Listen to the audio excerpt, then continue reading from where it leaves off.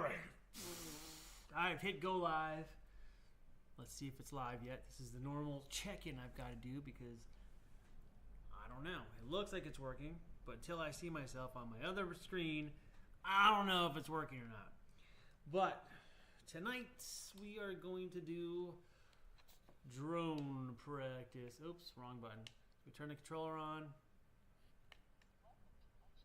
Welcome to HTX. That's what it says, but I turned the volume way down because as the battery gets low, which is actually pretty low right now, I can't fly long tonight anyway, so I'm basically gonna like fly out this battery on the controller and then be done. I gotta pack up. It's telling me the battery's low already. I gotta pack up C3PO for the Saturn Awards tomorrow. Yay! And then I spent all day today in a mascot costume for Insomniac Games. Is that the right name? They do Ratchet and Clank, and I was Ratchet for the event today. And what's crazy, and my thing is just already telling me transmitter battery low. It's really, really low. So this might actually be a pretty short stream because the battery is very low already. So I went to this Insomniac Games, it's like an open house event that they had today. I think it's just their 30th anniversary, and I'm dressed in this crazy costume. I'll see if I can find pictures on the internet, but in a minute, once my controller dies, I'll go look it up. And they wanted to take pictures with like the CEO of the company and the voice actors, and they stage us up, bring in the people, and I see like the CEO guy comes in and another voice actor, and then I realize my friend James Arnold Taylor is the voice for Ratchet, the character that I'm actually dressed as. So he comes over to take a picture. He doesn't know that I'm in this costume. So I'm like, James, it's Gordon. He's like, oh my gosh. So it was really cool to see him. I haven't seen him in a little while, a couple of years probably. So that was cool. But anyway, let's get to playing this game before the battery really dies. Going to go here. Just going to fly around for a little bit. Today was freaking crazy. I slept less than 3 hours last night. Yeah, again, it's a regular occurrence with me apparently. Let's see, where are we flying around at? Apocalypse. It's just so fun. Apocalypse is so good. Yeah, let's do Apocalypse. It's just a winner every time. Let's try this one. 4 stars. And so yeah, I woke up at like 4 o'clock this morning after I made the video that I had that I posted earlier showing those medals I did for this marathon. I was supposed to run that marathon. It's one of my favorite events to do in the year, but this gig came up to be a mascot character for this event, and I couldn't pass it up because it paid too well. So I went to the beginning of the marathon because it starts super early in the morning, and I brought all of the medals that I made for the participants, which if you saw my video I posted today, you may have seen them. So I didn't want them to be there hanging with no medals. So I went there, brought the medals, and the basically the race, it's a pretty small race, maybe like 20 people. And when it starts out, they go from the road that goes down to the Hollywood Reservoir up to the Wisdom Tree, and then it goes over to the Hollywood sign and continues over all the way to into Griffith Park, which I guess technically all of that's connected to Griffith Park, but goes into Griffith Park a little bit and then comes back around and does this loop 4 times. The loop's a little over 7 miles long. It's 7 and some change. And when you do it 4 times, you end up doing a marathon. Did I say that? Do it 4 times, end up doing a marathon. Yeah. So, but every year, all the runners go to the first spot, which is the top of the hill where the Wisdom Tree is, and take a photo with the Wisdom Tree. So I went up there with them, got all sweaty, and I went up there with them, got all sweaty, and then it was like 7 o'clock, and I had to race back down the hill, and then hop in my car and drive over to the studio, which I had to be out at 8 for my call time to go get in this costume. And the costume was built by my friend Ted Haynes, and his wife Ilona did all the seamstress kind of work, fabrication and patterning for the clothes. And Rick Allenson puppeteered that character and built the animatronics, which is pretty freaking cool. And but yeah, so Ted was there today to dress me up. Ted worked at Legacy Effects. He's worked on like everything. He worked on Iron Man and Guardians of the Galaxy, tons of Marvel films, tons of stuff. Star Wars, Mandalorian. He did like all the leather work on the Mandalorian costume for the show. Really talented guy. So I got to hang out with him today. Wear this cool costume that he built. And just do photos and stuff. And like I said, once my battery dies on the controller completely, then I will go see if there's any photos online from the events. So you can see how ridiculous I looked. But that said, I was in this costume all day, which is oh my god, I'm still flying. I cannot believe I haven't crashed out yet. Which means I'm going to in a second because I said something. Hit power lines. So, more power lines. What the heck was I saying? So I wore that crazy costume all day. Had this giant head. These like crazy harness goes on my shoulders. My lats up here. Are these lats? My lats are traps. My traps are very tender right now. And then tomorrow I got to wear a 3PO suit for a few hours, and that might not be fun after today's workout. So we'll see. I'm pretty tired. Hey guys, hey Devin. KRS1. Hey. Oh, I get it. KRS1. Hi Gordon, were you a droid from Star Wars in the pic? Yes, that's me. That was a Star Wars show called Jedi Temple Challenge, which was supposed to come out on Disney Plus. You can still find all the press releases coming out on Disney Plus in 2020 and whatever, May of 2020 or whatever. But because of COVID and all these people were out of work, they moved the show to StarWarsKids.com. And I was a little bummed about that because it was supposed to come out on Disney Plus. The host of the show is Ahmed Best, that plays Jar Jar Binks in the prequels. And if you saw Mandalorian Season 3, that character Kelleran Beck that shows up to like take Baby Yoda somewhere, that is Ahmed Best. And that character, Kelleran Beck, is the character that he came up with for Jedi Temple Challenge. So it was pretty cool to see him get to be in that. That was quite neat. And in the show, I performed the droid called 83 on all 10 episodes, which is very fun. And the droid was voiced by Mary Holland, which was pretty cool. She's a very talented improviser, and she's been on quite a few TV shows and commercials and things herself. And Michael McMaster built the astromech droid called LXR3. And I also built some props for that show. I built all the lightsaber props that the kids basically have to put together as part of the challenge. And I built the kids' gauntlets for their arms. And the lightsaber props I had to put together, I did two versions. I did one that was a puzzle that basically they find the pieces and they have to assemble it. And I had to make it so that it would only assemble a certain way, so that you couldn't like put it together the wrong way. It either went together or it didn't go together. Or I should say, it either went together correctly or it didn't go together at all. So I had to design it so that it did that. And that was pretty fun. And then there's another version of the lightsaber that looks the same. Oh, my first crash. I've been flying that whole time. I just crashed. The other version of the saber was based on the Savi's sabers from the Savi's workshop at Galaxy's Edge. And basically, it's this thing where you can pay to go in and build the lightsaber.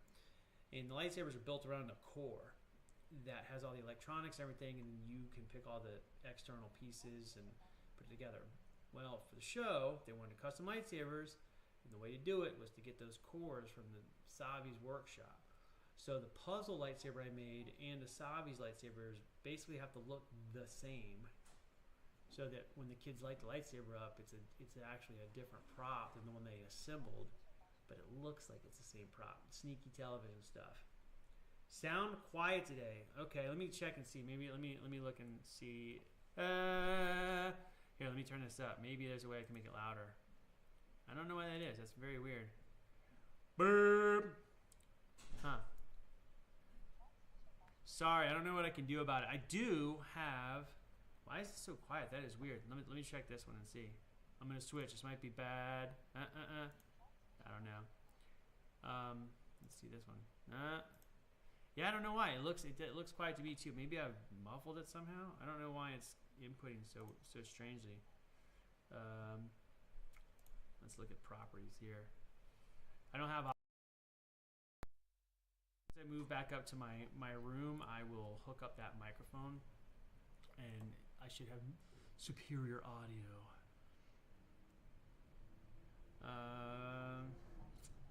It's weird. Let me see if there's something I can do to fix this. The sound should be coming through this camera up here. Do I have a microphone here? Let me see. Wonder why it's freaking out. Can you hear it at all? I blame Comcast. I know. If you have Comcast there, tell them I hate them.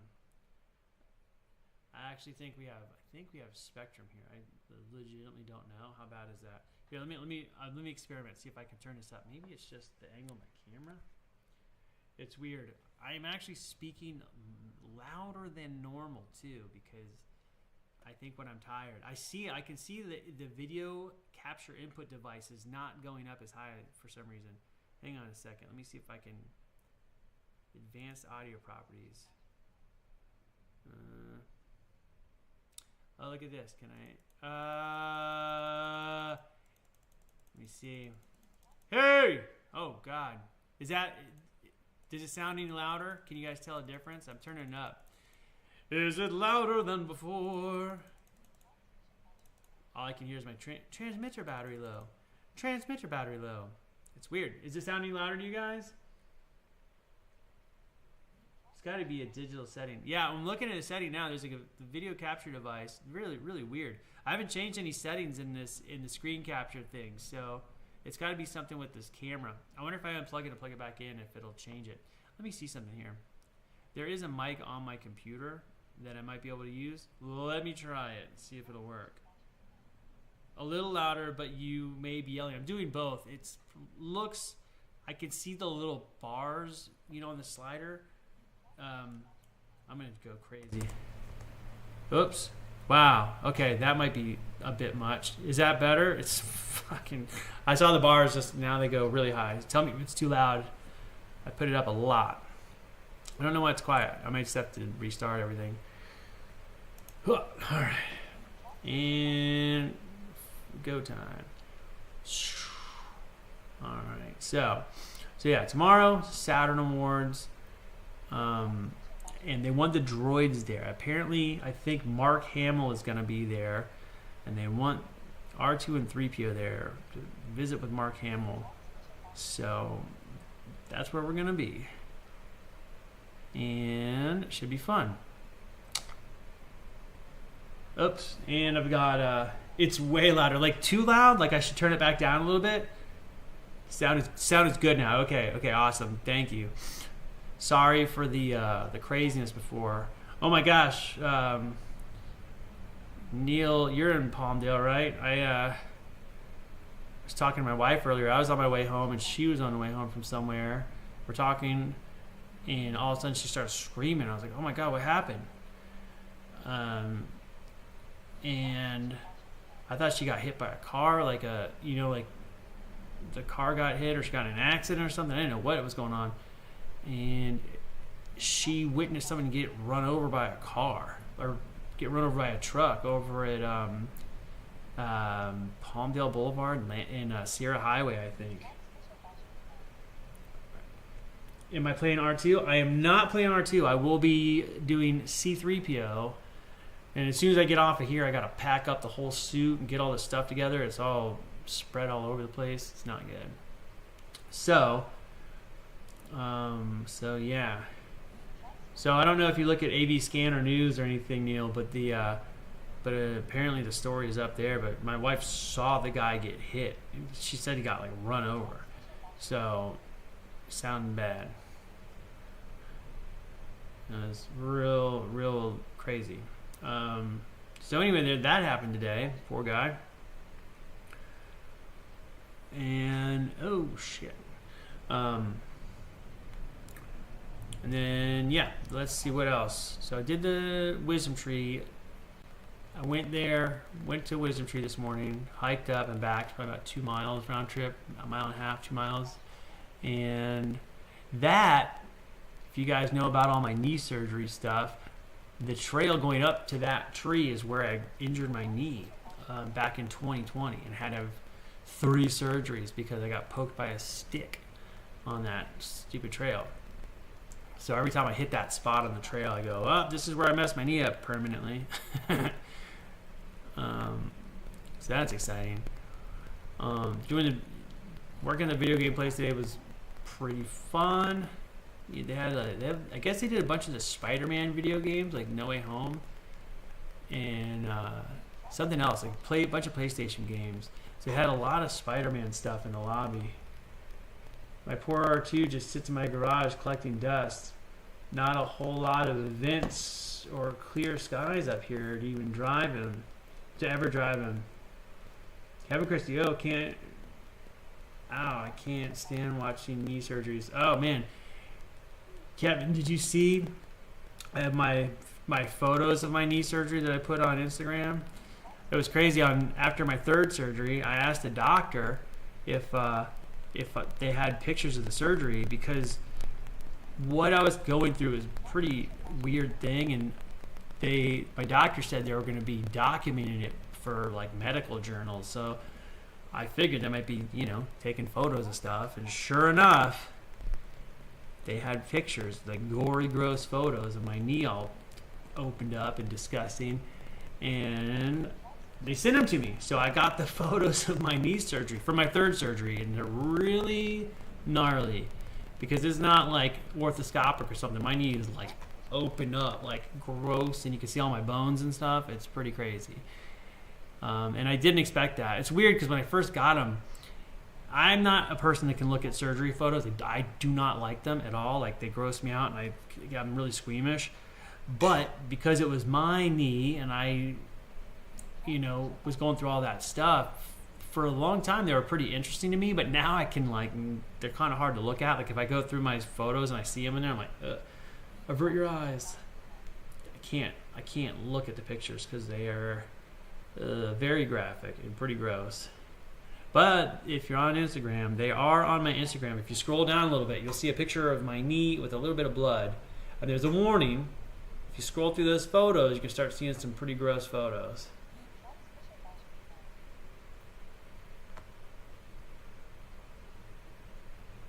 Oh, wow, man. I feel like I'm flying pretty decent today, all things considered. I get really bad sympathy pains just seeing that.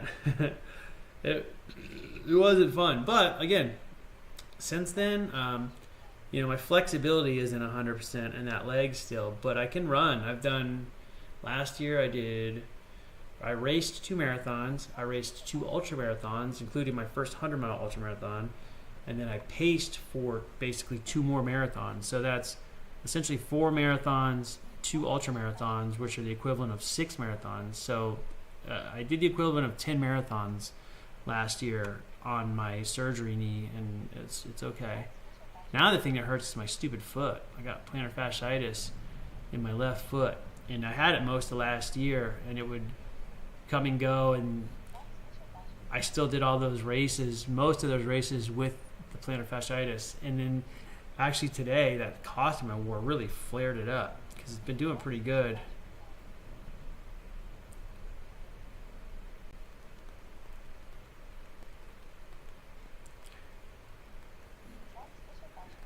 And you did a bunch of bike riding as well. Yeah. The bike is actually really good on that knee. I was gonna ride today. I brought my bike into town. I was gonna go do Griffith Park after my event at the game developer place. I was going to try to ride, but I got out just a little bit too late to really do a good ride before it got dark. So I ended up not riding my bike today. But yeah, the cycling is actually really, really, really good on the knee. Before I could run or anything, I started riding my bike a bunch, and that I found to be very helpful on the knee, especially going uphill on the bike, like doing climbs, and not like little short climbs, but going up a mountain where you're going uphill for like 20 or 30 minutes straight of like pretty intense uphill. That actually is very good on my knee. My knee would feel better for days after that. Like if my knee, especially like right after the surgeries, if my knee was feeling achy and stuff, and I did one of those bike rides, my knee would feel much, much better for like 4 or 5 days after. It was great. It was great. Bunch of bike. I still love that pic of you, C-3PO, Snoop Dogg, and Ice Cube's. That was Snoop Dogg and Ice Cube. That wasn't Ice Cube's son. That's actually Ice Cube. So really random. I've been around both Ice Cube and Snoop Dogg on 2 other occasions too. Like last in October, just a few months ago, we did this event in New York, and we built this big DJ deck for Epic Games for some Fortnite thing. And Snoop Dogg was there, and he was working the DJ deck, and I built the whole mechanism for the inside the DJ deck that makes everything turn and all that, the on-off buttons for everything. So when he's getting ready to perform, I had to like show him how the thing worked, and like here's to push these buttons like this, and here's how the tables work, and just show him the whole thing. And when he was standing next to me, testing it out, I said, "Hey, do you remember when C-3PO came to your place?" Because that shot of me with Snoop Dogg and Ice Cube was at Snoop Dogg's compound, which is in Inglewood, and he has like all these crazy cars there and stuff, but it's at his place. And I said, "Do you remember when C-3PO was came to your place?" And he goes, "Yeah." And I said, "That was me." And he goes, "Oh," and he gave me a fist bump. And it was awesome. He smiled real big and gave me like the classic Snoop Dogg head nod and a fist bump. And then he was checking the DJ deck for maybe a minute or two, and he looked over at me again and gave me a big old nod and a smile and another fist bump. And I was like, this is amazing. This just what the hell is happening? This is the craziest thing. He's very, very nice. And then Ice Cube, randomly, I did an event for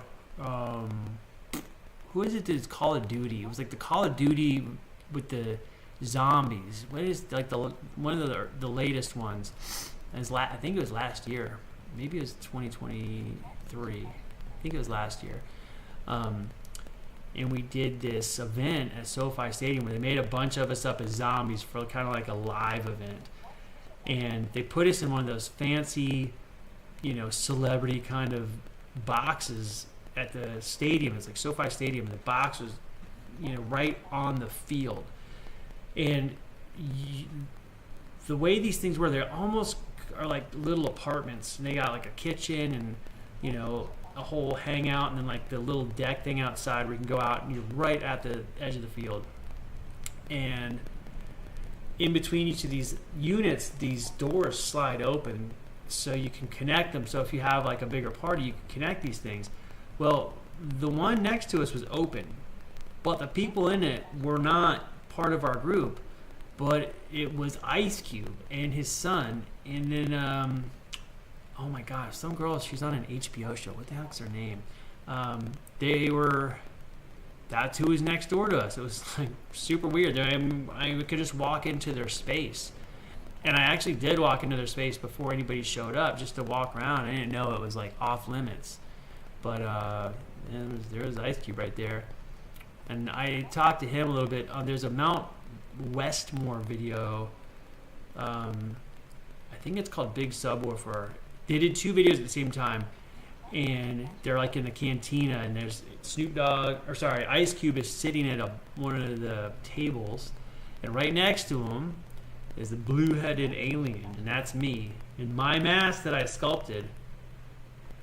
So that was random.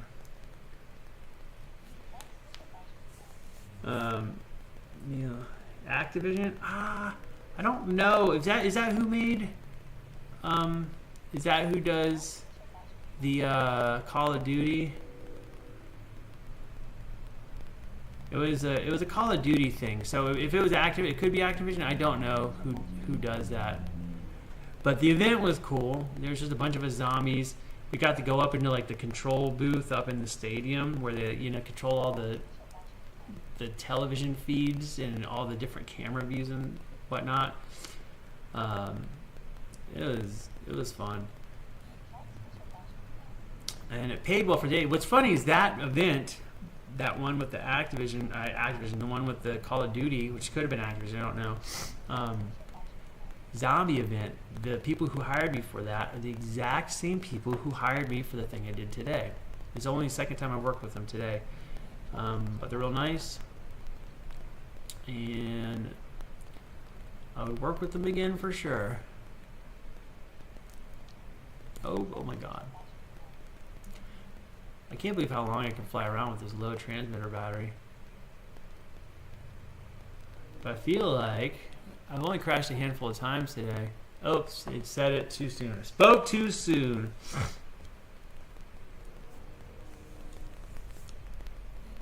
Your mask got stolen and put on Temu. Yep. It's on Amazon, and it's like a really bad copy. Like there's two of them actually. Two places copied it, and they're different sculpts, but they're like this. It's like clearly a copy of my mask, but one of them the back is a little weird because it's almost like they didn't have good reference for it, and the other one is maybe better on the back, but looks really similar. Both of them are cut really short compared to mine, like the one that I sculpted, but it's wild. It's like I don't know whether to be mad or flattered, you know? I mean, the fact that someone would want to copy something I made is kind of like, feels kind of cool, but also like, hey dude, that's my thing. When I was much younger, probably like in my, I think I was like 20, 28 maybe, 26 or 28, I did a lot of paintings, and I would put them up anywhere that would have them. In Barnes and Noble, it was some bookstore. It wasn't Barnes and Noble. It was Borders, maybe. Borders bookstore in Gainesville, Florida. Let me put my artwork up all in their like cafe area. So I had my art up there for like 3 months, and I went there to pick it up, and someone stole one of my paintings. And it was the same kind of feeling. I was like, oh my God, my painting is gone. It's just gone. So we took it. But I was like, man, somebody liked my painting enough to steal it. That was kind of cool. Made me feel good and mad at the same time. Da-da-da. I feel like I'm never getting my 1-1 shopper motorized. Why? You definitely can do that. Activision is the parent company, but they have other companies that make the games. Oh, gotcha. Yeah, I know of Activision. I just have no idea what things they do. Recasters and copiers suck. Making money from your ideas. I know. I do not like that. I watched the whole thing today, and I've been, making a bunch of stuff for my Patreon page so I can really get my Patreon rolling.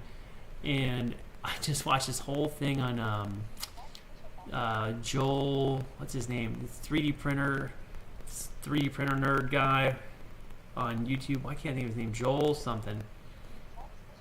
Makes great videos, but he did a whole video about stolen models and how these people are like, you pay $20 and you get access to all of these crazy models that they've stolen. And he like went through and confirmed all of these, showed the original makers and stuff. And and so many of them are stolen like off of Patreon. I was like, that sucks. I mean, it's gonna happen. People share files and stuff. I think they try to be sort of discreet about it, but you know, if you're trying to like, you invest in like 100 hours into a model and then trying to make it really, really good, and then people immediately go around and just give it out to people, then it kind of makes you not want to do it again.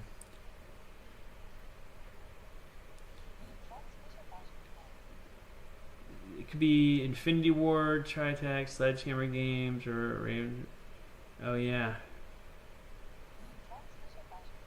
I remember this book called A Production Guide. I think you can find anything, actors, special effects, hand models, film in the 90s. This still this. Oh, I don't know. Joel Telling. Yes, that's him. Joel Telling. I love that guy. His videos are real good. I don't know if that book exists, but it sounds cool. It kind of sounds like stuff you would see in like Cinefex magazines or something. Oh shit, crashed. I support great modelers, and when other people like stuff like Droid Division, Pit Droids, I always make sure Dave gets his. Yeah, oh yeah, dude, Dave Moog is so good. His droids are awesome. What I was talking about earlier about the guy Rick Allenson, who made some of the electronics on that costume award today. He made the 8D8 droid that was in. I think it was in Mandalorian or Book of Boba Fett, and then they reutilized it in Skeleton Crew as a tattoo droid, and I sat right behind it when they did that shot. I was like right freaking there. You don't see me on screen because the angle they chose, you can't see me, but when they filmed it, I was sitting right next to it, so I got to really look at it. And I asked him if it was one of Dave Moog's files, if he used them. He said no. At the time, Rick Allenson had just modeled the one for the other show, for Mandalorian, I guess. And when Dave Moog's files came out, people at Legacy Effects thought that Rick Allenson's files got leaked. And seeing him in person, I'm actually slowly printing Dave Moog's 8D8 droid. And the scale is like spot on to the one that's on the TV show. And he didn't do it based on the one on the TV show. It came out like they just randomly were doing them at the same time. So they hadn't filmed the one on the show yet when Dave Moog's came out. So they were like, how do they get our files? But Dave did his own modeling. Do you have any Hot Toys Star Wars figures?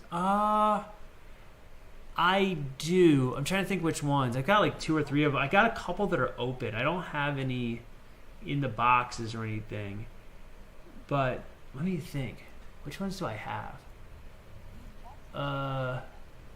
I've got a couple. They actually might be in boxes. I'll have to go look again. There a lot of them. I never bought one. And any ones I have been gifts.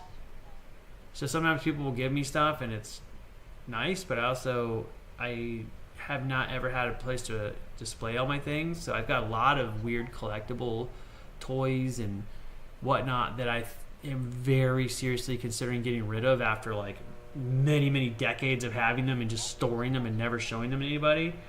I love Skeleton Crew. I hope we get a season 2. God, man, I really, really hope they do a season 2, and I really hope that they film it here in California, because the last thing I heard is that there's moving. So, oh my God, I just found a doorway I haven't flown through yet. The last thing I heard is that they are moving so many of the productions overseas, which is really sad because it's like California could definitely use the work right now. Film production slowed down here so much. Look at this little doorway. I haven't seen this before. Can I get through here? Oh my God. I printed the bucket droid, Star Wars Resistance, from Mr. Bally, but have to get the motors and controllers for it off of Amazon. Dude, see, Michael Badley does just like, he's a really good modeler too, and he's always doing iterations of things, and I like that. I'm actually, speaking of iterations of things, I am doing, I'm doing my RX droid, like the bus driver droid, that was in the beginning of Skeleton Crew, and there's one that they did for Book of Boba Fett. I did the models with Michael McMaster and Dave Herrera, and they work great on screen, and they're cool, but they're full of a lot of things that I would do differently. And I think I'm going to redesign the whole guts of it and then keep the external parts, because like I said, I modeled all the visible stuff on those droids and quite a bit of the interior stuff as well. But Dave Ferreira did an upper arm. He did a great job on it, but I think I would adjust a handful of things. Not that his is, and they would be based on his designs. I just think I could like maybe streamline a couple of things as far as printing and assembly. But I'm on the fence of whether I can offer that droid or not. If once I mod it so much, it's not really the one from the show anymore, because I can't share the show version. Goonies, yeah, that's what it was like.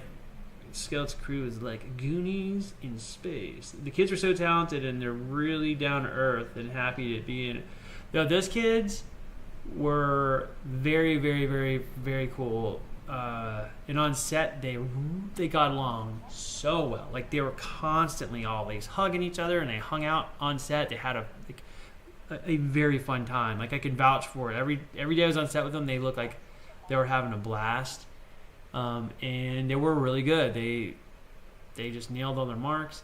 And I think a thing a lot of people don't get is that when you're shooting with kids, it's like the schedule gets really weird, because they have to figure out all the shots where they absolutely need the kids in the shot and do those first, because the kids they can only be there like 8 hours, and then they have to have an hour off in the middle of the day for school, and it's like an on-set school that they do. It's weird.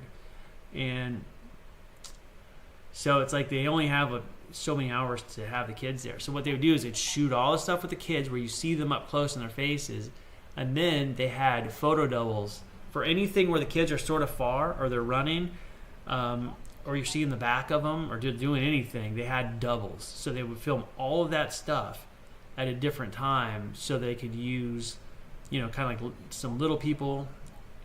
And each one of those kids had a stand-in, a photo double, and a stunt person that kind of looked like them. So it's pretty crazy how expensive it is to shoot stuff like that. You think about, you pay for the actor, you pay for their double, you pay for their stunt person, you pay for their stand-in. It's pretty. Oh yeah, with Paul Rubens dialogue. You want like the classic, the real RX droid from like Star Tours. I would love to do one of those one day. How long was the makeup for your Alien Pirate? So for the Alien Pirate, the cartooning that I did was no makeup. It was a mask, and it's a really fitted mask. So like the mouth moved and stuff. Like if I opened my mouth, the mouth would move with it. But it was great because I could take breaks from it, throughout the day if I needed to, or if there's a long pause and I was going to be on set for a little bit. I could just take the mask off and go hang out till they're going to shoot my angles again, which is really, really cool. The makeups, you're in it all day. You put it on, you got to get there like 4 hours early, put the makeup on, and then got to stay out like an hour late. And that mask, that Clatoonian mask that I wore, if you look up Mandalorian, I think season 1, if you look up Mandalorian season 1, that mask was made by Legacy Effects for the first season, and then at some point the Disney Creature Shop took those masks over. I guess they own them technically, so they just acquired them after that shoot, and then they became part of the Disney's, like the Disney Lucasfilm kind of archive of masks and stuff. So when I wore it, I had seen it in the other season. I actually saw them making it at Legacy Effects before the first season. I saw it on the table being painted, so it's kind of cool to like be in it. And inside the mask, there's like a Legacy Effects. It's like cast into the mask on the inside. But there were two of those Clatoonians. So it was me and this guy Tyler, and Tyler's was his is just like a tan face. Really similar outfits, but not the same. They're not the same outfits, but we both had helmets. Slightly different, if I remember correctly, for the helmets. And his, like, only tan face. Mine was like a white face with black spots and had kind of like a black muzzle and some black spots on the face. And those masks feel like sticking your head inside of a warm gummy bear. You're just in there for hours sweating all over yourself, and because they're silicone, the sweat doesn't absorb into the mask. It just like leaks out places. Pretty great. I have some Hot Toy droids. I really like them. Yeah, the Hot Toy stuff is very, very well done. I had for a while a Hot Toys RoboCop that was really, really nicely done, and I believe it was Hot Toys. It was articulated, came with like a bunch of cool stuff. And if I remember correctly, it had the head from the Murphy head without the helmet. It was like an accessory. And I'd sculpted a RoboCop helmet for a friend of mine. And that was a really good reference, actually, because it was, as small as it was relatively accurate in a lot of ways.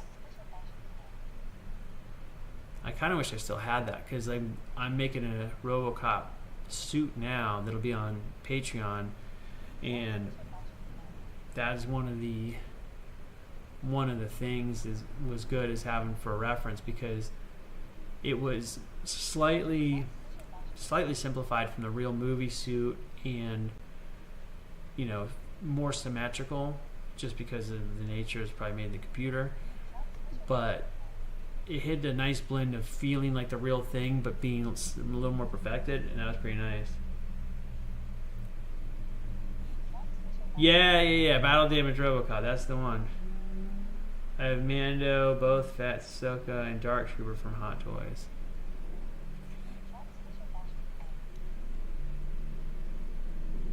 Ooh, helicopter's flying over. Yeah, I like all those things. I got some Kodabokaya and some Gentle Giant stuff too. And the Gentle Giant ones, it was crazy how it was the same thing, where all the ones I'm saying right now, I got them all for free. Kodabokaya, I did stuff for like San Diego Comic-Con in 2015.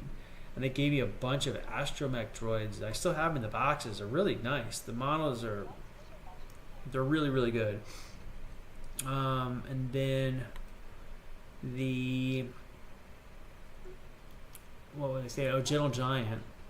They gave me a couple kind of like busts. Like I got one of a Stormtrooper that's all gold, and it's really, really nice. And I went to Gentle Giant. My friend brought me in there just so I could get a tour. This was like 2015 maybe. And I, saw the facilities, looked at all the stuff. And Gentle Giant was owned by, I don't know if they still are, but they were owned by 3D Systems, or 3D Systems or owned Gentle Giant or something. And so they had like this back area that had all these crazy huge printers that were really, really nice. But you go through the office and they have all of the Gentle Giant toys everywhere. Tons and tons. Everybody's desks are covered with toys. It was pretty cool. And at the time, I saw the Kylo Ren helmet for the first time, way before the movies came out. I saw a Kylo Ren helmet there. And they're like, oh yeah, that's the new Star Wars bad guy. And I was like, really? But the helmet that they had, it was printed and it was on a shelf. And it wasn't painted. So it's just like a semi-translucent white. So I couldn't see it, if that makes sense. Like the details just really didn't stand out because of the way it was printed. But I saw it, but I was like, okay, I don't know what I'm looking at. I mean, I could tell it was a helmet, but I couldn't see the features on it like you can when it's painted black and silver. But anyway, I was at Gentle Giant. When I went to leave, they've got like a front counter, like a lobby and a little front counter when you come in. And the guy at the counter, who I've never met, I don't know this guy. He goes, "Did you get a Gentle Giant?" What did he say? He said, "Did you get any Gentle Giant swag?" Like I think is the way he phrased it. Basically, he's asking if I got any of their freebie like gifts, and I was like, "Oh no!" And he goes, "Okay, here," and he just handed me this stormtrooper, this gold stormtrooper thing. I was like, probably worth like $120 or something. It's not cheap. And I was like, serious? He goes, yeah. And it just gave me this awesome thing. I was like, all right, that's cool. And I have that upstairs. If you guys remind me, once you see my background is my droids and it's my room upstairs, remind me and I'll show you those things. Some of those are up there.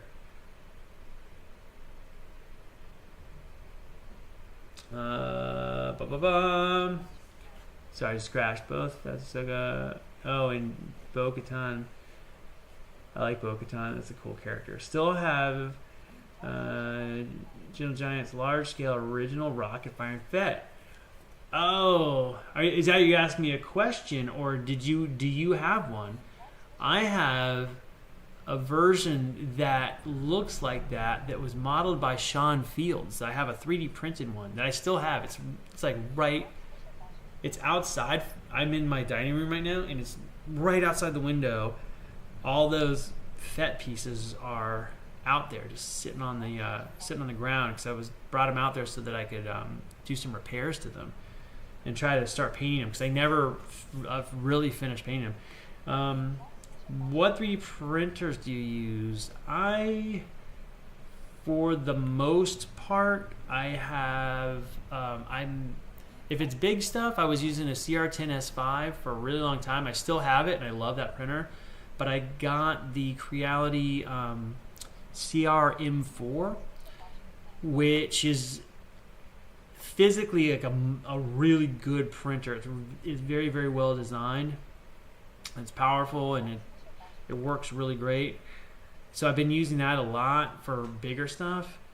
And for my smaller FDM prints, I mostly use my Prusa Mark III, and I have a Creality Ender 3 that prints almost as good as the Prusa, and it's worked awesome. And it was given to me by my neighbor, who's this really nice guy. His name's Sean, and he just got this printer, and he was having trouble getting it to work.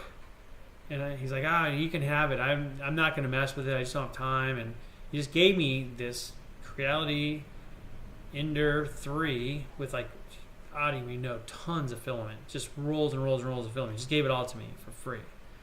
And I hooked it up and did a test print of my head. It's like small. It sits still in my wife's office. And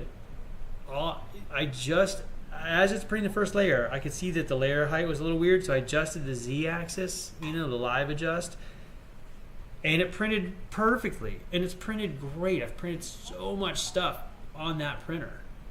It's crazy how much stuff I've printed on that same printer, and it was given to me for free, and it works great. And he couldn't get it to work great, so he did all these modifications thinking that would help, but really, you could have like the basic printer and just work on getting it set up properly, and it'll print great. But people will get impatient and just start modifying stuff, and then it becomes weird because now the printer is no longer acting like a stock printer, so it gets harder and harder to assess what's wrong if you modify it. Sean is the best. Love his models. Yeah, dude, Sean Fields is awesome. He hasn't been posting stuff in a long time, and he's really, really good at modeling like helmets and things in Fusion 360, which is one of the things that I am not good at. Like, I can get by in Fusion 360, but he can model fast and really just beautiful models in Fusion 360, especially for helmets. Like, he did all the tank troopers and the shore troopers and all these like replicas that look beautiful, all in Fusion 360. And I did a panel with him at Star Wars Celebration or Comic-Con or something years ago. We're talking about 3D printing props, and he did a live demo modeling a helmet at Comic-Con. I think it was Comic-Con. Maybe it was Star Wars Celebration. I don't remember. But we were doing a panel about 3D printing props. And he modeled, during the panel in 1 hour, a really, really awesome helmet. And somewhere those videos are on Facebook somewhere. I always try to download them, but like I can't download them off of Facebook, but they're really good. And I wanted to watch a high-res version of how Sean models just so I could learn some tricks, because I don't know what he's doing. exactly. I know he's working in like surfaces and stuff, but I don't know his technique exactly. Lofting shapes, doing all this crazy stuff, and I feel like if I just watched him, I learn a lot. Because when I go to search for that kind of modeling, I never find information that's quite what I'm looking for. But yeah, I don't know what's up with Sean. I haven't heard from him for a while, and he does a lot of work with with Regal Robot, who I also do a bunch of work with, and I guess like he's been busy or something. He hasn't been able to work with Regal in a little bit either. My steer 10 has been in timeout for a couple of years now because it failed 5 times in a row at printing a Mando helmet. Interesting. Do you know what? How did it fail? Do you know what the thing was? Oh wait, I missed something. Oh, Gordon, did you see Hot Toys General Grievous? It's amazing. It should come out at the end of the year. No, I have not seen it. Whoa, look how high up I went. Jesus, dude. Oh, maybe I can check the outskirts of town. Maybe there's something over the mountains. Is there anything out here that I need to see? There's got another island over there. Can I go to that?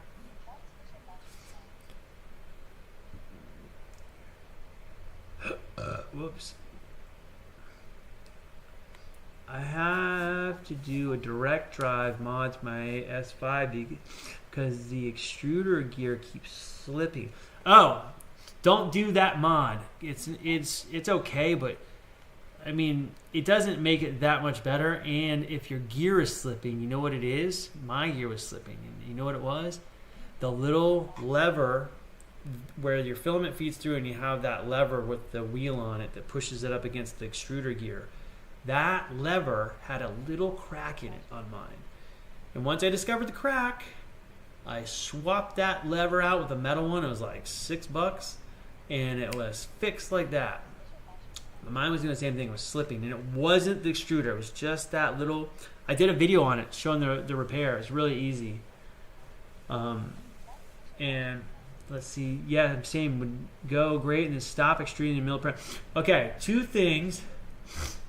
Are there UFOs in the simulator? I probably am the UFO in the simulator. It'd be funny if like I'm doing this and in some other simulation that people were watching these drones fly around and like, what's happening? And it's like just a bunch of kids doing drone practice in our simulation. That's what we're seeing all over the place. Yeah, check the lever because mine did the same thing and it was just getting worse and worse. I'm like, why is it doing this? And I would check it, everything would look great. I couldn't understand, and it would kind of extrude, but just do a bad job. And then it started really it would just stop extruding. And I could tell that it was like grinding on the filament. I was like, why is it doing this? And lo and behold, a little tiny crack on that lever. And now, mind you, I had run that printer for like hundreds of hours before it went bad. But I bought the one that's on my Ender is metal. It's a bit almost identical to the one on the CR10S4 S5, minus the one on the S5 has like a little loop where the I guess it helps hold the tube for the filament. You don't really need it, or it holds something. There's something on there that was like not quite this 100%, but it works totally fine. It's and the one for the Ender 3 is metal, just the little arm, and I swapped it. Works great. But yeah, I did a video on it just to show it because it took a crap. The only other time my CR10S5 really messed up was when I had done something stupid. I looked at it was 100% my fault, and I saw it and I just ignored the problem. Basically, when I print, I don't go and check the level of the bed and do all that stuff. I just hit print, and I usually print when I use that machine. I print with a brim, just to give it, just so it really is connected to the bed.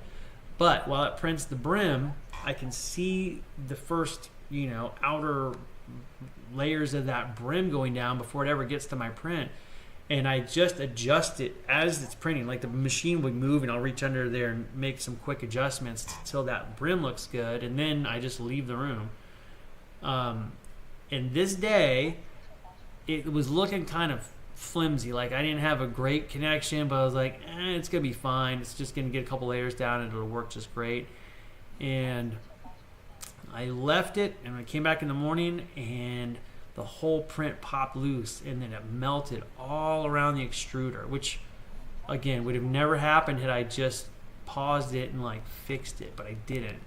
So I kind of like earned that one myself. Actually, that's why I bought the CRM4. I was in the middle of working on that project for Masked Singer, and I needed to print these big pieces because it's like this big gumball head, and there are these rings that lock the head onto the torso, and I couldn't print them on any of my other printers. So when that broke, I had to get another printer right away, and I probably would have got the Elegoo Neptune, I think is the one.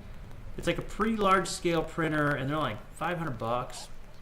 I could have bought 2 of those for the price I paid for that Creality machine, and I would have been happy with those. The Creality machine is slightly better, but it's not $600 better, or however much I paid. It's nice, but it's not so crazy nice. You know, if I had the money to spend again, I'd probably still buy two of the Elegoos, and that would have been fine. However, again, the Creality machine is nice. It's just a slightly overpriced, in my opinion. But I'm not bummed to have it. It works great. But I bought it in a pinch, and it was awesome. Maybe a German saucer. What is that? Son of poo? Is that what they're called? I'm going to get a bamboo machine. See, I wanted to get a bamboo machine until a few days ago when they said that they were going to like do some shady thing on their firmware, and it's like, oh, basically enabling you can't use all these aftermarket slicers, you can't use certain aftermarket parts that are very popular, apparently are not going to work anymore on these printers, and you know, it's supposed to solve some security issues. Well, great, but if you're telling me like I might not be able to print certain files if you guys deem them not to be printable for some reason, that's not cool. Why are you going to bother with what I print, you know? I don't know what they think I'm going to make, but I don't understand why the printer company can have any say over what I do with some machine that's supposed to be mine. So anyway, that whole thing really kind of irked me because I had plotted on getting a bamboo machine for my next machine. They print great, they print really great, print really fast. But now Creality has kind of like a bamboo clone that is apparently is pretty good. So I'm excited to check that out. And again, I've got 3 Creality machines now, and all of them have been really good. People complain about them, but I've never had a problem that's wasn't usually my fault. The CRM4 had some weirdness at the very beginning. I feel like it needed like a little bit of firmware tweaks to kind of resolve an issue that it was having. And then I figured out a workaround, and it hasn't messed up again. Yeah, they're trying to eliminate third-party support. I hate that, man. I think that, yeah, my bamboos run 24/7. See, they're really great, man. Everybody I know that has one loves them, and the prints look fantastic. But the idea that they could just like, you know, nerf your printer or turn it into a big paperweight if they feel like it bothers me. I don't want them to be able to just like automatically do updates to my machines. You know, if I'm using something that's working great, I get really reluctant on updating it. I mean, this computer I'm using right now is like a Windows 10 machine, and constantly has a Windows 11 update waiting there. But I'm so nervous to start it because I'm like, what if something's messed up? I can't do ZBrush or something gets weird. It makes my life a big pain in the butt. That is annoying. You know, like logging in all my stuff again, I just don't feel like doing all that. But I'm gonna have to, because at some point they're gonna take away support for some of my software for Windows 10. I think Fusion, I think, stops doing it in October, so I got a few months, but 9 months or something. But I guess need to jump in and do it when I get a pause. I don't have time to tinker anymore. I just need something that will just print. I feel the same way. I just want to I don't do any mods to any of my printers. I've never modded them. Like, the only things I've ever done is if something happens to break. So like the CR10S5 is totally stock up until I swapped that one piece for the arm. I don't think I've ever swapped anything else on it. Never changed a damn thing. And the thing is, I see people make all these changes and all this crazy stuff, and I'm like, I don't see anything that much better on their prints, honestly. And I've printed a bunch of TPU stuff with the Bowden tube on my CR10S5, and it's printed fine. And people are like, you can't print with a Bowden tube and TPU, it's too flexible. I'm like, no, it works just fine. You just gotta, probably tweak the retraction settings a bit and just compensate for that tube a tiny bit, but it prints fine. Whoa. And then my Prusa is bone stock. The Ender had been modded by someone else, not me, but I don't know if any of the mods that were done really affect, the actual physical print area is essentially, the same. It's like an upgraded Ender, essentially. You know what I mean? Upgraded. Like, there's like some that have the BL Touch or whatever. Like, that was added to the one that I have by the previous owner. Like, I guess when he bought it, it didn't come with the BL Touch and the sensors and all that. He had all that stuff put on, but it essentially mimics the version that Creality makes with those options. Then let's see, what other printers do I've got? I have a Nova. I think it's is it Nova? Yeah, Nova 3D. Little resin printer that they sent to me to review for YouTube, and it's real small. And the it doesn't have proprietary. It has like the slicing software that it uses is made by that company, and it sucks. It does the job, but it's really, really, really cumbersome. And but the prints are beautiful prints off this little machine. But clunky software. Chewbox for a long time didn't have the file format that the Nova 3D printers use, but they added it. But anytime I use the Chewbox slicer, my Nova machine just doesn't read the file. Even technically, exporting the correct file, it just doesn't read it. Doesn't do anything. But if I go and take the same file, already sliced, or not already sliced, already supported and everything, I'll export it as STL and then bring that into the Nova slicer, so I don't have to do all the support stuff in there, and then slice that will work fine. So I don't know what the deal is. Got a Piopoli Phenom, which I actually really like. It's a little older resin machine, but the prints are pretty good. I actually was showing someone a few hours ago all these prints that we did that are production run prints for actual company that were done on the Piopoli Phenom, and they look good. And now they got much higher res printers, but my friend was like, it's got to be like this. I was like, here's some stuff printed on an older version with less resolution, and it still looks really good.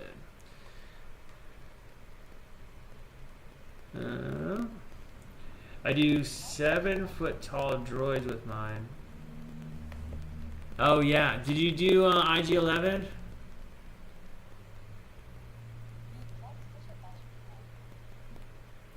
I mean, I love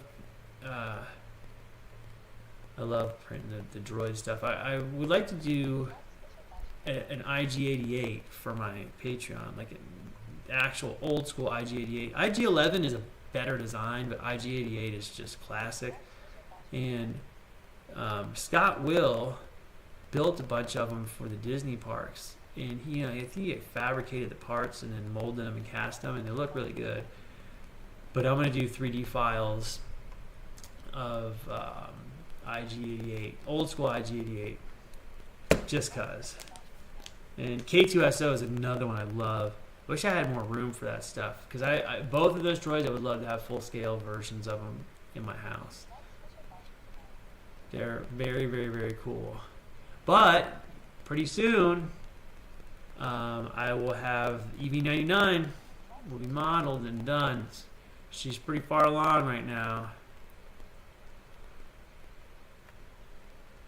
And that one is not as tall as those other two, but reasonably tall droid. And I'm pretty excited for that one. I'm trying to keep, whenever I do these older droids, I'm trying to keep them, you know, with that organic feel, so they don't look like they've been totally remodeled in Fusion 360. I kind of like the original ones. They were like sculpted out of clay and then molded and cast, and it's like something about the aesthetic that just feels different than something that's really perfected in 3D.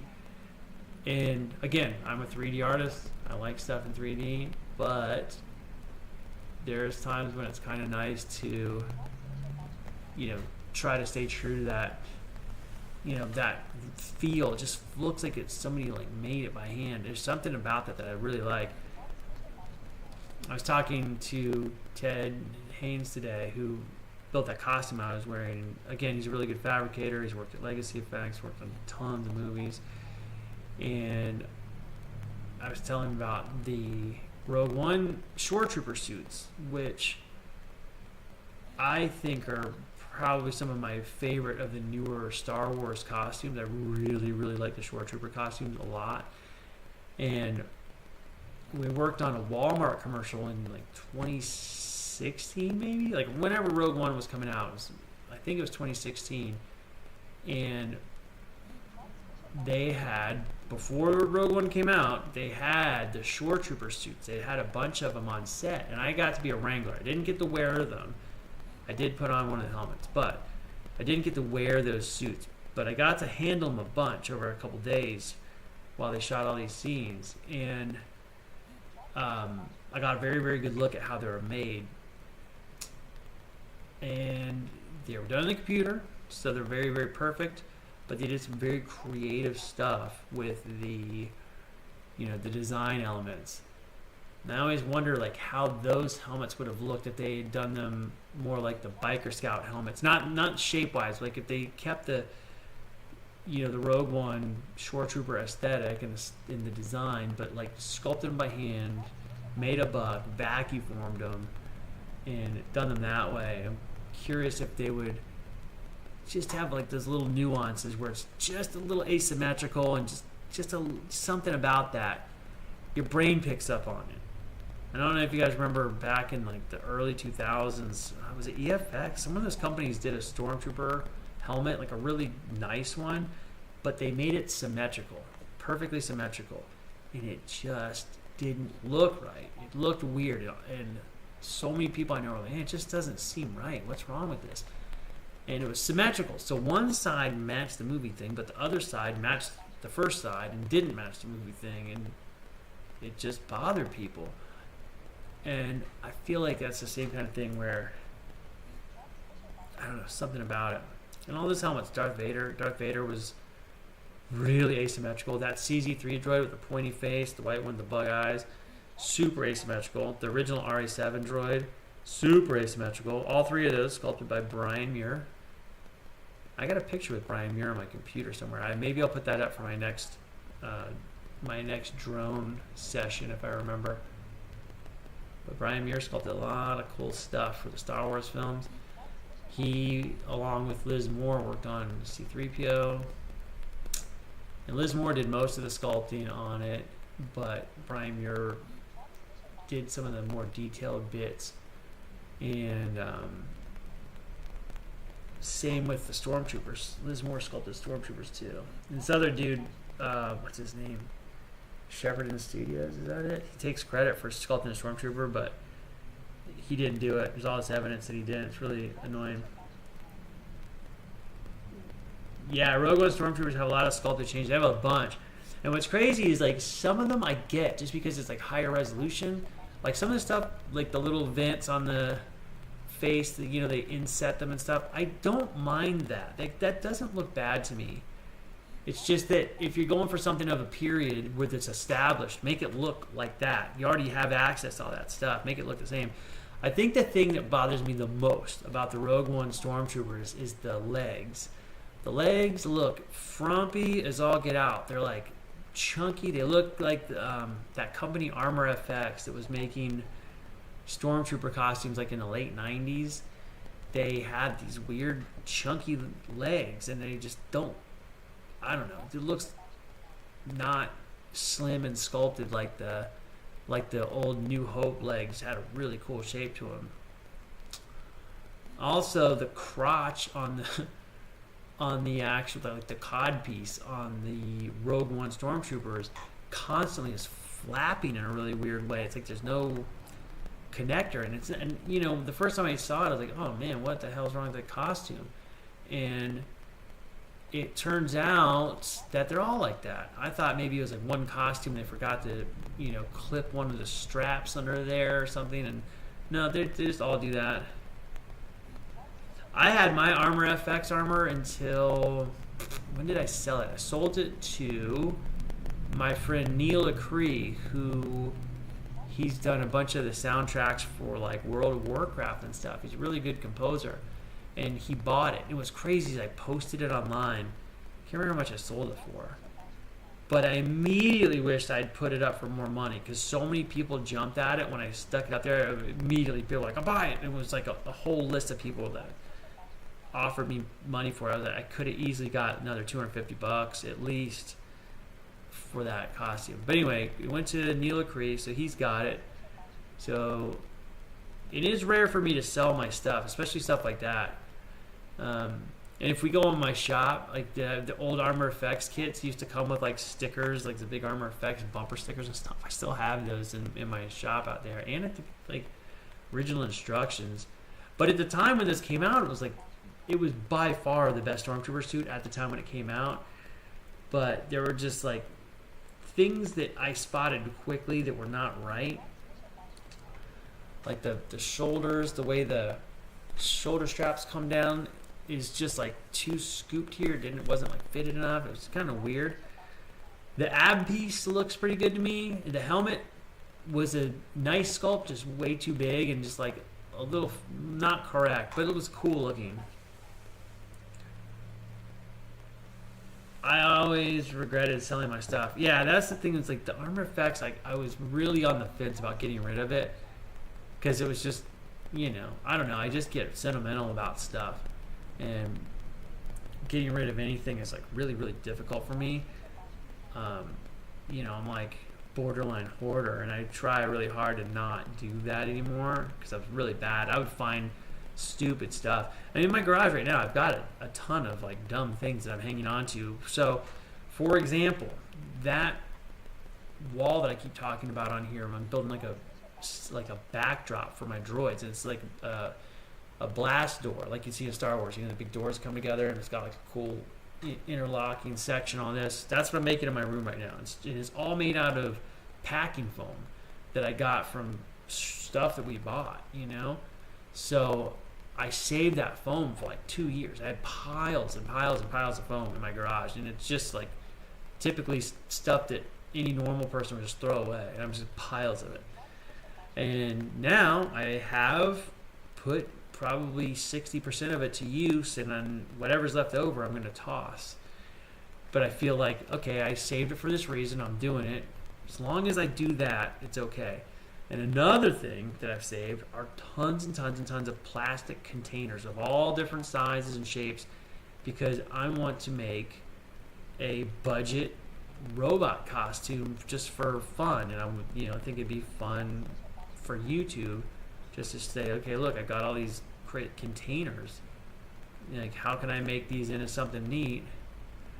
And I feel like that would be a fun video, would be fun to do, and I've just saved a ton of them. It's a big pile of, again, stuff that most people would look at and be like, why do you have all this junk in here?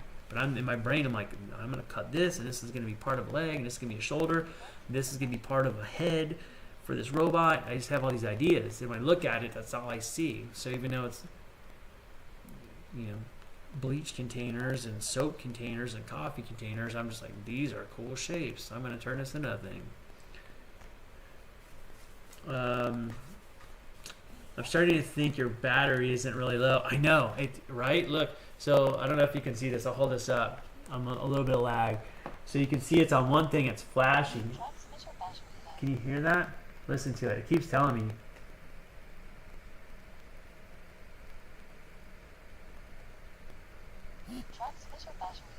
Can you hear it? I have the sound turned way down. It just keeps saying battery low. It's literally where you see the thing underneath where it says pocket. You can see the thing flashing. The battery bar is like empty.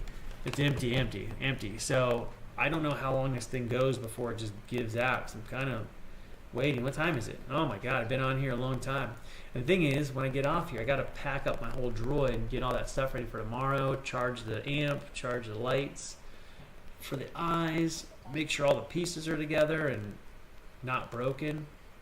There's actually an arm piston on that thing that I think is gonna break. I gotta fix it. But yeah, it's wow. Oops, it's crashed into a pole. All right, how close can I do this building? So can I rotate around this? See that angle right there? Oops.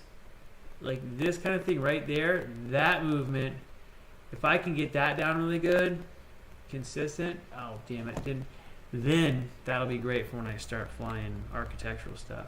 Let's try that. Let's swirl around this hamburger. Too fast. Like if I could, oops, crashed it. If I can do that kind of thing and with a lot of control, I'll be really happy. The drone simulator program. This one is called Velocidrone. And it's really good. And I had multiple people tell me that this is the one that's the most realistic to fly. And all these racers online have posted this is the most realistic one. The one I have, the other one I have is called DRL Simulator, like Drone Racing League. And it's pretty good. It's not that bad. Some people hate it, but I would say for the most part it's pretty similar to this game, except for like if I'm gonna roll to the side, because this is, you know, sort of like flying a model helicopter where if you turn it, it just rolls over. See that? So, or if I tilt it forward, it'll just do a flip. Whereas if I did that same thing in DRL, it would be like this fast. It would do the whole flip, but it'd be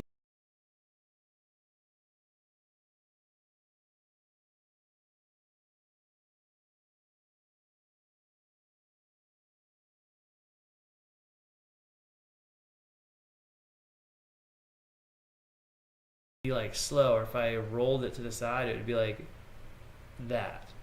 And that bothers me because when I watch people fly them online, if they want to do a little roll, they'll just do a little roll.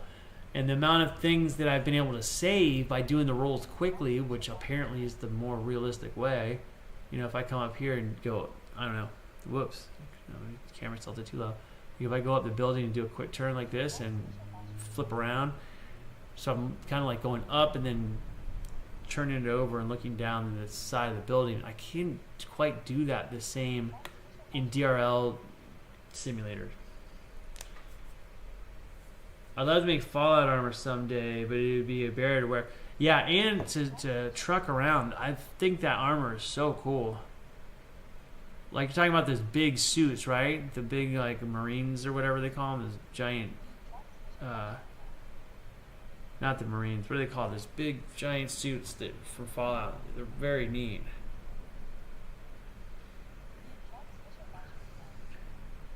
Now that you brought up this thing about the drone battery, I can't believe it hasn't died yet. I've kind of got numb to hearing it talk.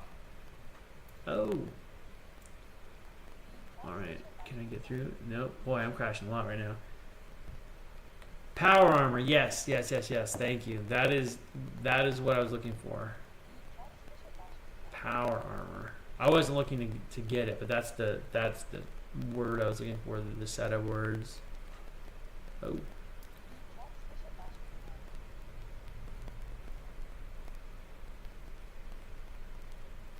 Ah.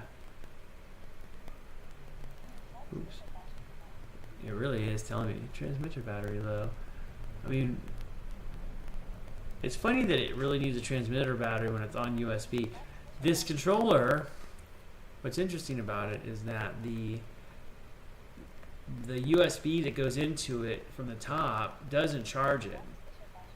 But the one from the bottom that does charge it doesn't send a signal to my computer. It's got two USB ports. There's one at the bottom for charging and one at the top for communication with your device. Hacksmith on YouTube is making an insane power armor. Really? I like Hacksmith's channel a lot. It's funny because like YouTube won't show me certain stuff for a long time. Like there are plenty of YouTubers whose stuff I really like, and then it just won't show it to me. Since I said it out loud. I said Hacksmith out loud. I would bet that I end up getting Hacksmith videos in my feed after saying it. It seems like whenever I talk about some maker I haven't looked at in a while, I will get their videos like within a day. Like, oh yeah, don't forget, you're subscribed to Hacksmith. Oops, oh my god.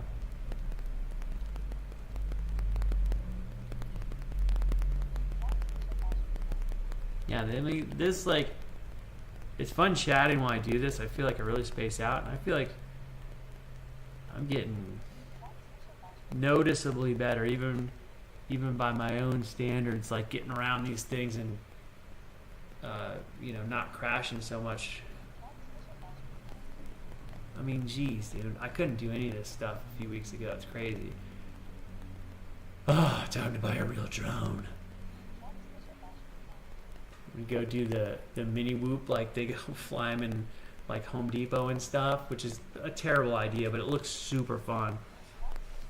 Gordon, did you ever build a pit droid? I missed out on the Hot Toys pit droid. Maybe I'll get a chance again. I have not built a pit droid, but there are a few kits out there that are really good. I think Dave Moog did a 3D printable one that's very nice. My friend Hunter has done 2 pit droids, I think, in the last couple weeks, and he broke them all up for his bamboo printer, and he's just whipping them out, man. They're coming out really fast. He's printing them all in PETG, which PETG is like such a good material because it's generally easy to work with. It's not as easy as PLA, but it's pretty easy to work with. It's real sturdy if you print it right. If you get actual PETG, the stuff I've used has been very durable.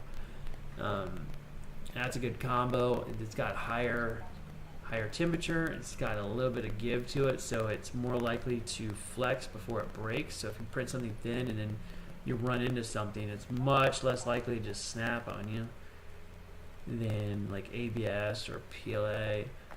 It's just really good. It's like almost, it's not quite as strong as nylon, but it's pretty freaking good.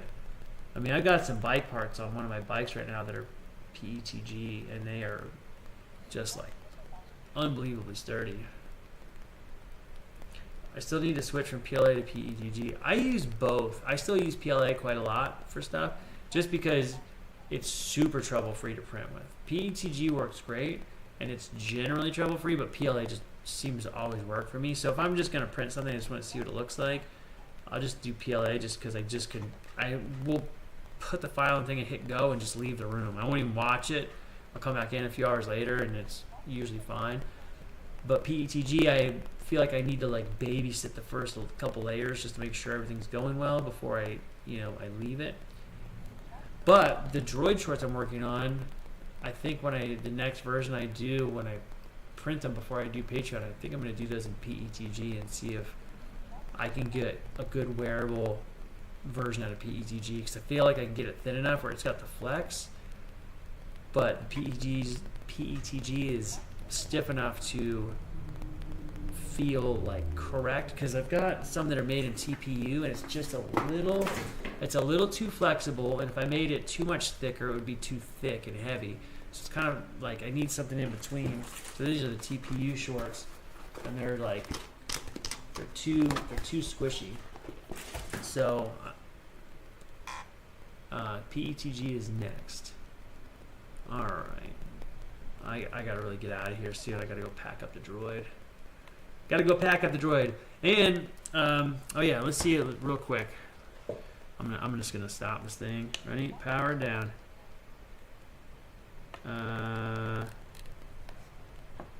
Shut down. USB will still be connected. I'm gonna just turn this off. Alright, I gotta make sure I charge this before. Oh, I just turned it back on. Let's see here. I am out of this simulator. Controller is. Sure. Yes, I want to exit this session. Let's go back here. We'll go on me. I'm gonna see if I can find pictures from this thing today. Insomnia Games. That's sponsored. Spectrum ad. Insomniac Games. Sorry, not Insomnia Games. Insomniac Games. Community. Let's see where they got their social media stuff. Here, let me.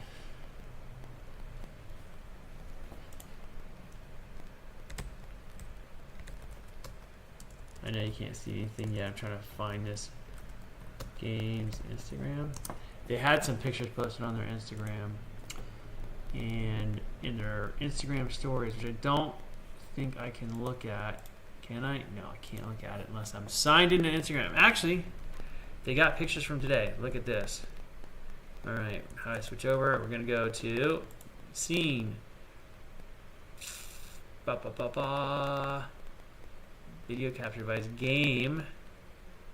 We're gonna turn this one off. We're gonna turn this one on. Nope, that's all right. This one. All right.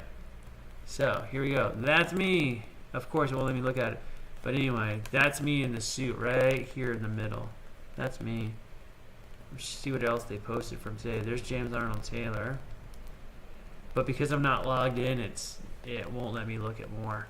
But James Arnold Taylor I've known for a long time. And I met him probably 2011 or 12, briefly, just like, hi, nice to meet you. And then when I moved to California, I worked with him on this thing for this show called The Comlink, which was a thing that was kind of like the Star Wars show on YouTube. And they were essentially trying to pitch it to Lucasfilm to be what the Star Wars show is now. And then Lucasfilm was really interested in it. And then Lucasfilm just made their own show called The Star Wars Show. So the Comlink just kind of went away. But James Arnold Taylor was on the Comlink with my friend J.C. Reifenberg. And they shot promo stuff in like 2014. And I did C-3PO for their little promo videos. And it was real fun. So that's where I met him for real there. We hung out, talked a bunch of stuff, and he was real cool. And then I've been friends with him ever since. But he was there today, and he voices this character that I can't show you. He voices this character that I was dressed up as today. And the costume was very tiring. But anyway, all right, I better call it, get the heck out of here, stop goofing around, because I'm not in the mood to pack up my droid, but I gotta pack up my droid. If I don't do it tonight, I am gonna be frantic. Notice your backdrop, Sandcrawler. Next time you get to Rancho Obi-Wan, play the Star Wars Battle Pod I loaned. Oh my gosh, that's cool. That's yours, the Star Wars Battle Pod? That's pretty freaking cool. Looks like Ratchet and Crank. It is. I was Ratchet today. And James Arnold Taylor is the voice of Ratchet. And I actually knew that. It was in my brain. I remember him talking about it a long time ago, talking about all these characters that he does. And I remember him saying Ratchet and Crank. But I never played those games. I knew of them. I've never played them. And so when this job came up, they sent me a picture of the character. I was like, oh, cool. And I was like, what the heck is this? And it looked familiar, but I couldn't place it. And then when they sent me the address to where I was supposed to go today, I saw, I was like, Insomniac Games. So I look up the Insomniac Games, and then, oh, it's Ratchet and Crank now. I know. And so the Crank, the little robot, was on the back of my costume. And it's like, they made that robot in 2 versions. So the body and head are like, I don't know, probably this, maybe this big, a little square body. The eyes light up. It's got battery pack and everything. And they made a version with legs that can stand on this little thing. So it's a display. But then you can take the legs and arms off and swap them with one that goes on Crank's or Ratchet's back, like on like a backpack. And it's a cool design, but that little droid, the little robot, is pretty heavy. So when it's on the back, it's not right up against the back, so not a lot of leverage. It's like sticking out from the back, and then his head leans out even further. So it's a lot of leverage. So I don't know if it shows up here, but I got like these red crazy marks on my shoulders from the harness that holds it, which was fine all day until like the last 20 minutes. It started to get pretty not comfortable. Jimmy right now asks us a quick question. Smoothing out foam. Any ideas for the foam shorts? Yes, there's a couple ways. Again, I think you could use the creature cast stuff that I was talking about, because they make it in different durometers. So you can get something that's really flexible or something that's like semi-rigid, and it won't break or anything. It's still flexible, but it's just sturdier. And you can sand that. So you can spray it down and you can actually sand it, get it really smooth. Look up the Evil Ted foam channel. I think we talked about this the other day. He has great techniques for smoothing foam and just making it look beautiful, shiny, glossy, beautiful surfaces. And I've seen a lot of his work in person, and it's just really, really well done. And you can do latex, you can do what is it called? I'm going on 3 hours of sleep, guys. So I'm tired. It's right in the tip of my tongue. Basically, it's like that. It's like that dip you can put on like tool handles and stuff. Why am I messed up? Somebody will put it in the comments, because I'm. My God. It's right on the tip of my tongue. It's basically like a spray-on rubber compound that you can spray on there. It smells really bad, it's super toxic, but it works great, and it's like rubbery. Let's see. Oh wow, like armor burns. Yeah. So that costume, the Ratchet costume, the head is huge. So when you see it, the head is like this big, and then it's got the ears thing there. It's huge. So inside, I have like it's got a helmet in the inside. Like I probably have marks on my head from it. I really don't. It felt like I'd have marks all over my face, but I don't. It held up pretty well. It has like a rock climbing helmet on the inside, and it has a strap under the chin, and it has one of those little clickety adjusters in the back, so you can reach up and like get it all snug. But even with that, it's not totally snug. Like when I move my head, my head slides just a little. So the head, because there's so much weight way out here, it's like a big lever. So when I turn my head, if I turn to here, the head just moves a little, like another 5 or 6 degrees, and then I turn back, and it's like, And if I want it to move quick, or someone says something to me and I need to nod, it's like, it's behind what I'm trying to do. Let me see here. What am I missing? How can I think of the name of this stuff? It's something dip.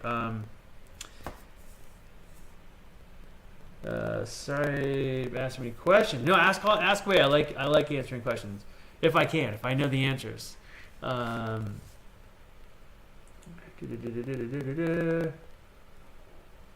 I'm checking the thing. Thanks. Try to watch these, but I guess it's right at the end in the stream. Yeah, don't worry about that. No worries about that.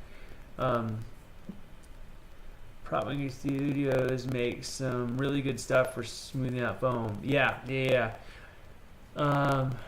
Good night. Have fun tomorrow. Thank you very much. I'll try to pop on tomorrow night when I get home and do ZBrush stuff. Try to do more Patreon work. Plastidip. Thank you. God, that was so easy. My brain is like mush.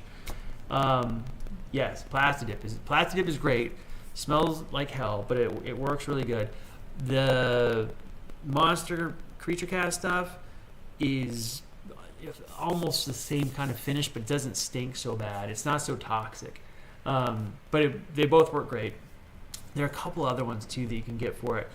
And also with the foam, if you need to knock down seams and stuff, there's some sandpaper that this guy gave me. It's made in Germany, but it lasts forever on foam, and you can buy it. It's really, really rough. So you basically, if there's like hard seams, something you really want to shape, you knock it down with this really rough sandpaper. It's like 40 grit or something, super, super rough, and it's so sharp. Drywall meshes, those work great too to knock it down. And basically, you knock it down till it's like the shape you want. You get rid of your seam and everything, and then you go to like finer and finer sandpaper, and it'll smooth out. And then when you coat it, then you can sand that, and it'll look really nice. Can you sand Plastidip? I don't know. I've never tried to sand Plastidip. You probably can. Once it's totally dry, you probably can. It's probably a little resistant to it, but I feel like the neoprene stuff sands decently. I don't know if you can sand Plastidip. I really don't know. Plastidip does not like being sanded. Yeah, it's probably like the rubber. I've never tried to sand it personally. So, but the Creature Cast, not so bad. However, both of them are a skin. So if you go too aggressive, it will pull the skin up. But if you have a nice thick coat of the neoprene and you sand it, it'll sand pretty nice. But if you catch a corner, you can rip it. But again, 2-3 layers, it should be really strong. Yeah, exactly. It tends to pull off if you sand it. See, that's kind of like the Creature Cast does that too if you hit it a certain amount. But I feel like the Plastidip, that's good. Plastidip is a little more like rubbery than the neoprene stuff, which is more, it's still rubbery, but it doesn't have that, like Plastidip almost feels like grippy. Does that make sense? I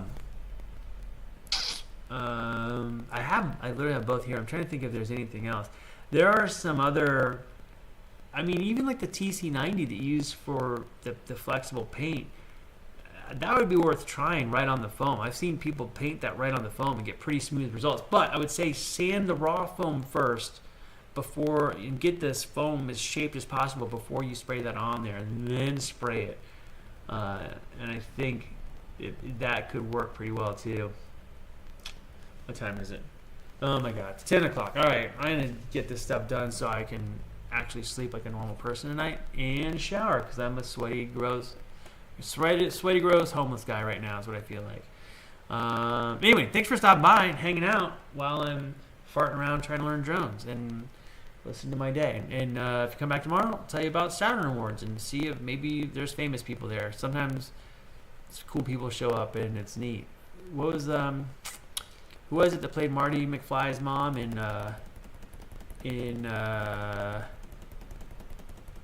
Back to the Future?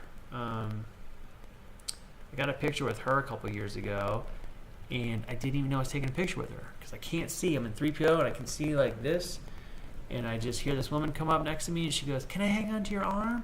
And I said, "Yes." And then she grabbed onto my arm like this and took a picture, and she was the only person the whole night that did that. And when I saw the photos, it was Marty McFly's mom, and I was like, God damn it. Didn't even look over to see her. She was right here next to me. Didn't even see her. That's happened a couple of times where like a famous person was right here and I couldn't see him because of the costume. That's disappointing. All right, kids, I'm getting out of here for real. I'm just goofing around way too much. I'm excited for Patreon. Thank you so much, man. And I'm excited to get that thing rolling. I'm on it right now. It's pretty fun. So yeah, that leg lamp, EV99, Tweaky, Robocop, they're all things I'm working on. I'm trying to focus on one at a time and get like chunks up there, so like work in a series so people can have like pieces of things to keep going, print them all on my own too at the same time to like check them, because there'll probably be multiple versions up there as I go, and so anybody's willing to jump in right away, cool. And if you want to wait till I get like 10 versions in, cool. It's whatever. So anyway.